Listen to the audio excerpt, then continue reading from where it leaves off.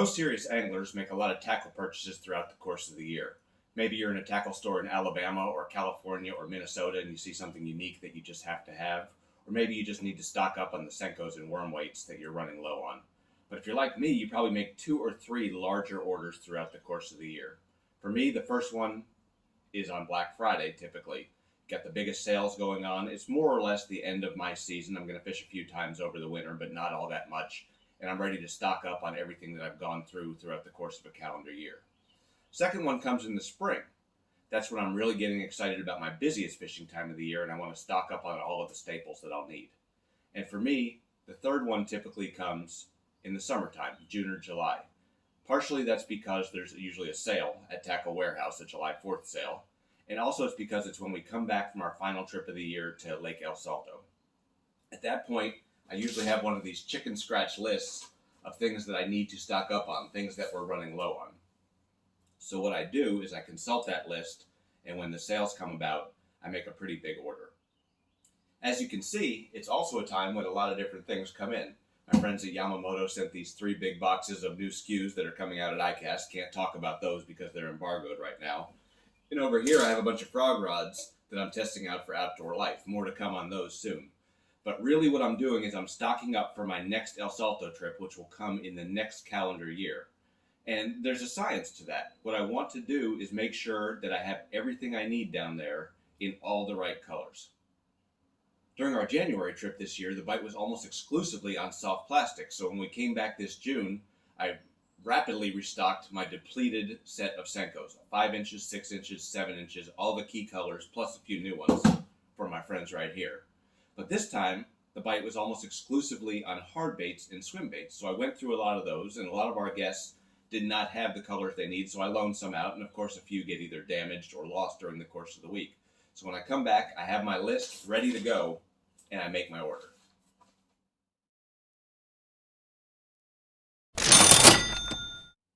I really recommend that at the top of your order, you put all the boring stuff, the non-sexy stuff, the line, the terminal tackle, any sort of accessories you need. Buying crankbaits and topwaters and jerkbaits is exciting, but buying the boring stuff, you're likely to forget about it. So you can see I started here. Hannah needed a bunch of new rod condoms. We keep them on our rods down there. She uses orange. I use light green. That keeps our rods separated. It keeps them protected. Over the course of several years, several of hers have either ripped or they've blown out of the boat. It was time to restock. It's cheap insurance to keep your rods in good working order.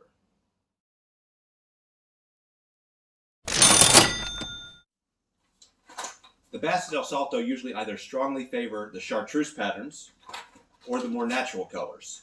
This time they were really heavy on the chartreuses, but I realized that I didn't have some of the natural colors I needed. So I stocked up on colors like gizzard shad, clear water shad, Tennessee shad, clear sexy shad, and this 6XD and this real shad color I'd never seen before. Pretty excited about that one. But that's not the only crankbait I'm going to throw down there. One of the things I was reminded of on this trip is how productive the Berkley dredger can be. There are times when that small body profile does better than the 6XD. Hannah had one session where she outfished me probably 3 fish for every 2 that I caught, and we caught quite a few. So be sure to have the dredgers as well. You can see this color. It kind of looks like the barfish color that I like in the 6XD and 10XD, so I got some of those too.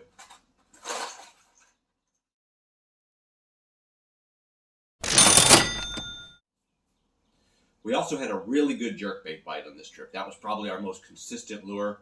Megabass Vision 110 is probably the key day in, day out. As with the crankbaits, they get keyed in on certain colors or types of colors, and sometimes it's the translucents and sometimes it's the opaque colors. I had lots of the opaque colors down there, colors like Pro Blue, so I wanted to stock up on colors more like the Stain and the French Pearl and a Tennessee shad and a sexy shad, and here's a Table Rock model. I got a bunch of the 110s and several of the 110 plus ones. Every pros boat I get in, they have the bait in Elegy Bone. That's one of the key translucent colors. I knew I needed a +1 in the Elegy Bone, so I got one of those. It's a little pricey stock up, but you don't lose them a lot. You're more likely to eventually break a bill or lose it to a giant fish. Get the 110, it's worth it. Now saying that, I'll also note that on this past trip, our friends Mike and Samantha did really well on the Berkley Stunna. which costs a little more than half of what the Vision 110 costs. So I decided to get a couple more of those, keep them in my box. I'm sure there will be times when that will produce better, and I'm sure there will be times when people need to borrow jerkbaits from me, so I got a couple of these. Finally, Hannah's favorite jerkbait at El Salto has been the Lucky Craft Slender Pointer. The 127 and 112 are out of stock in some key colors that we like. We have one more. We have a couple more back ordered. They'll be coming here soon. We'll be ready for that bite. And it's something we use at home too, so it's not a waste. It's not something we'll keep down there permanently.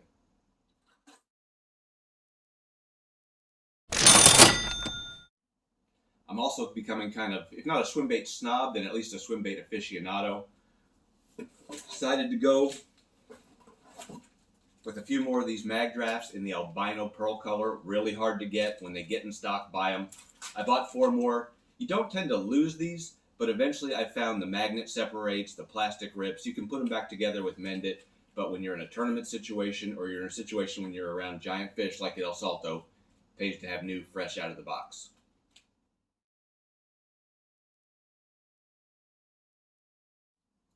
And finally, this wasn't a tackle warehouse purchase, but it was something that I needed and I thought was pretty cool. I've been using a lot of these little bags in the boat when we're at El Salto. What happens is during the course of the day, you're in such a rush to fish that you end up cutting baits off and throwing them back in various compartments where they don't go, or your soft plastics get separated. Get little bags like this. You can keep spinner baits in them. You can keep soft plastics segregated. Great idea. This one's from Sunline, but you can go to Walmart or the dollar store and get them for $1 or $2. The only problem with this is if you have all the same ones, you forget what's in them. So I ordered some of these Megabass clear pouches. They seem highly durable. I can throw some swim baits or soft plastics or terminal tackle in them, put them on the floor of the boat, and I'll always know what I have right there.